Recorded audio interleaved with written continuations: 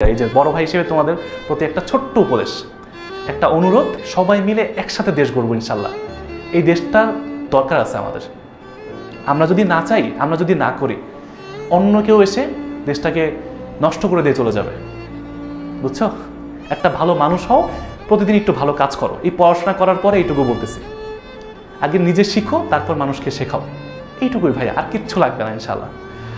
আচ্ছা, তো এখানে একটা কথা লেখা আছে যে remember who you wanted to be, অর্থাৎ তুমি কি হইতে চাইছিলা, তুমি কে হইতে চাইছিলা, নিজেকে একবার জিজ্ঞেস করো।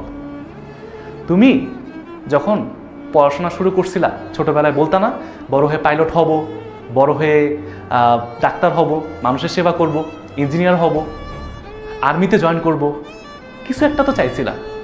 সেইটা এখন হওয়ার চেষ্টা করো, মনে করো তুমি ভুলে গেছো তুমি কি হতে চাইছিলা। এত বেশি চাপ, এত বেশি প্রেশার, রেসপন্সিবিলিটি, দায়িত্ব, এই সব কিছুর মাঝে না তুমি নিজে কি হইতে চাইছিলা ভুলে গেছো।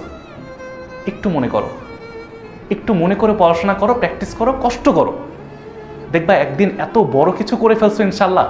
আমরা সবাই অনেক বেশি খুশি হব।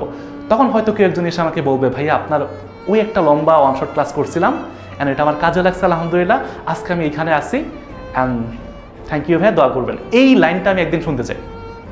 অ্যান্ড তোমরা আমার জন্য দোয়া করবা যাতে আমি তোমাদের জন্য এটুকু করে তারপর বিদায় নিতে পারি ইনশাল্লাহ।